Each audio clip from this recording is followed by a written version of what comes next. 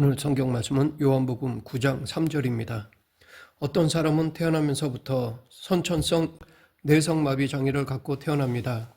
또 어떤 사람은 자신의 의지와 결정과는 전혀 상관없이 아픔과 고통을 안고 인생을 살아갑니다.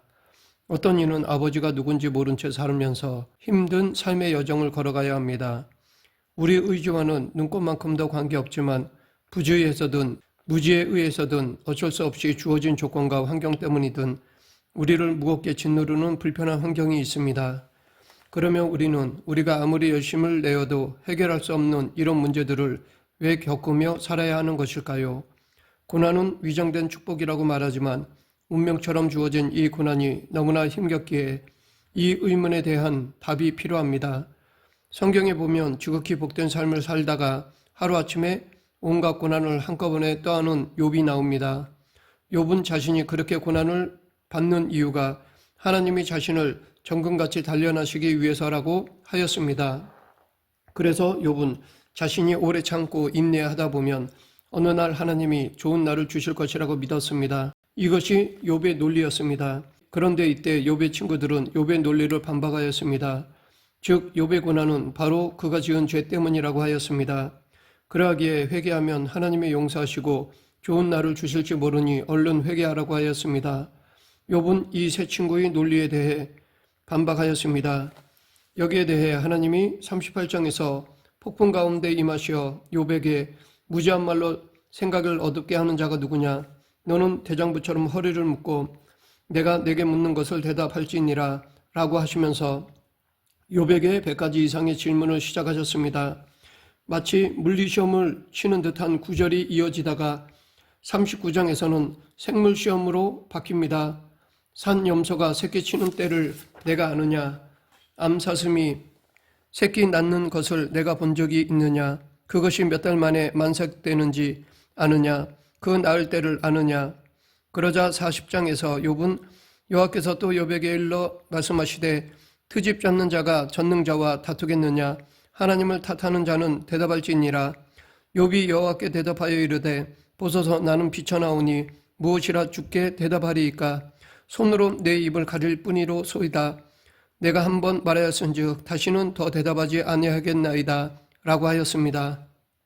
그럼에도 하나님은 계속해서 욥을 몰아붙이셨습니다. 그때 여호와께서 폭풍우 가운데에서 욥에게 일러 말씀하시되 너는 대장부처럼 허리를 묶고 내가 내게 묻겠으니 내게 대답할지니라. 그리고는 또다시 41장에서 질문을 시작하셨습니다. 그리고 42장의 결론이 나옵니다. 하나님은 욥에게 그렇게 잘 알면 한번 대답해 보라고 말씀하셨지만 욥은 하나도 대답하지 못하였습니다. 처음에 욥은 하나님께서 정금같이 자기를 단련하기 위해 고난을 받는다고 여겼습니다. 그 말도 맞는 말입니다. 창세기에 보면 하나님은 요셉을 정금같이 단련시키기 위해 그에게 고난을 내리셨습니다. 하지만 야곱은 죄 때문에 고난을 받았습니다. 히브리서 기자는 죄에 대해 하나님께서 징계하지 않으면 사생자와 같다고 하였습니다. 그러하기에 욥의 세 친구의 논리도 틀린 것은 아닙니다. 그러나 욥기가 말하는 것은 욥의 신앙을 사탄 앞에서 자랑하기 위한 하나님의 뜻이든 아니면 또 다른 뜻이든 사탄에게 욥의 시련을 허락하신 하나님의 의도를 다 헤아려 알 수 없다는 것입니다. 욥의 논리도 세 친구의 논리도 다 맞는 것은 아닙니다. 그러나 욥기는 우리에게 주어진 고난 중에는 그 이유를 알 수 없는 것도 있다는 것을 말하고 있습니다. 정금같이 단련하기 위한 고난도 있지만 죄 때문에 당하는 고난도 있습니다. 때로는 그 이유를 알 수 없는 하나님의 섭리로 주어진 고난도 있습니다. 그 이유에 대해서는 이 땅에서는 모릅니다. 요한복음 9장에 보면 태어날 때부터 시각장애인이었던 사람이 나옵니다. 제자들은 그 사람을 보면서 저 사람이 시각장애인이 된 것이 누구의 죄로 인한 것이냐고 예수님께 물었습니다. 그러자 예수님께서 대답하셨습니다. 그것이 오늘 본문 5절입니다. 예수께서 대답하시되 이 사람이나 그 부모의 죄로 인한 것이 아니라 그에게 하나님이 하시는 일을 나타내고자 하심이라. 예수님은 누구의 죄 문제가 아니라 그에게서 하나님의 하시는 일을 나타내고자 함이라고 말씀하셨습니다. 이것이 비밀입니다. 인간의 인식으로는 도저히 알 수 없는 비밀입니다. 이것이 우리의 한계입니다. 그러하기에 우리는 하나님의 주권적 섭리를 인정해야 합니다.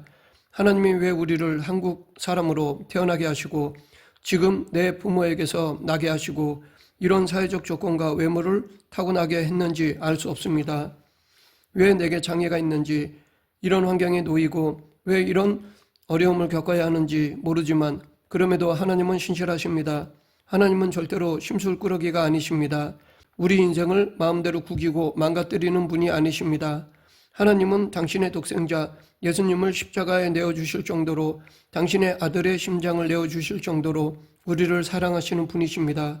그러하기에 우리는 하나님의 주권과 섭리를 믿음으로 받아들여야 합니다. 그리고 우리는 이렇게 기도해야 합니다. 이해할 수 없습니다. 그러나 믿겠습니다. 이 고난을 통해 하나님의 뜻을 이루십시오. 그리고 저에게 이 운명과 같은 아픔을 감당할 수 있는 능력을 주시옵소서.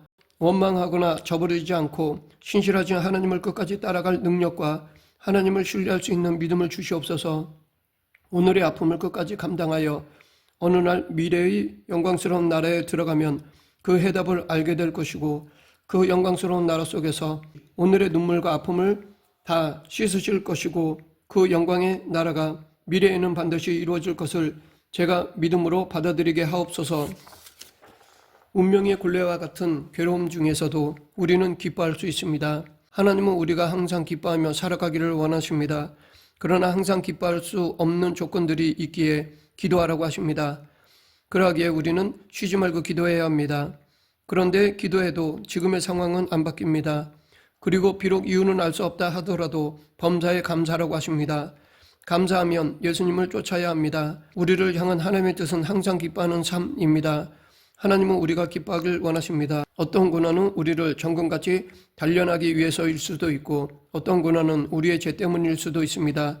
하지만 어떤 고난은 그 이유를 도저히 알 수가 없습니다.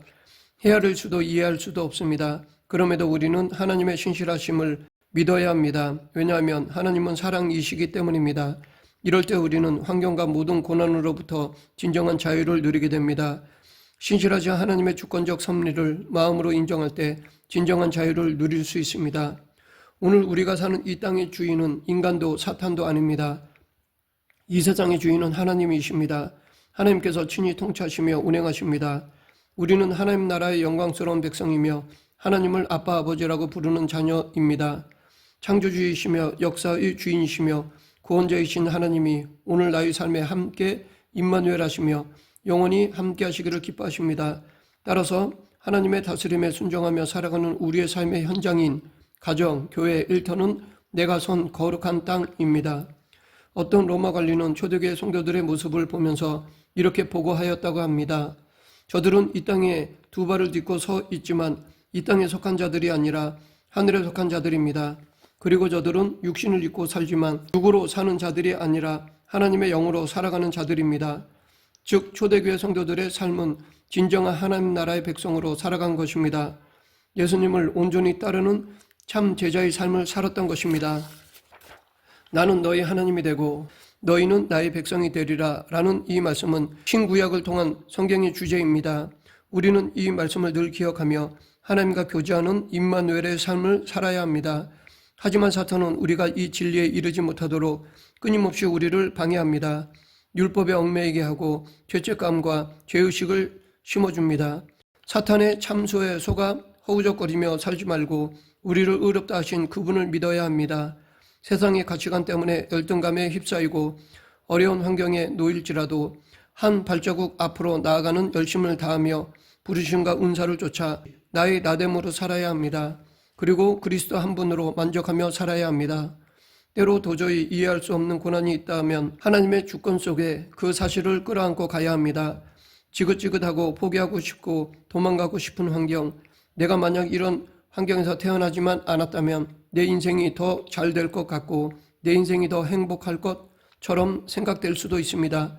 아니면 내 인생에 그때 그 사건만 없었다면, 하나님이 살아계신다면 왜 그때 나를 지켜주지 않았는지, 그때 왜 나를 외면하셨는지 이해하지 못할 수 있습니다. 그러나 그때조차도 하나님이 나를 떠나거나 버린 것이 아닙니다. 방치하신 것이 아닙니다. 지금은 이해할 수 없지만 하나님은 신실함으로 변함없이 우리를 사랑하십니다.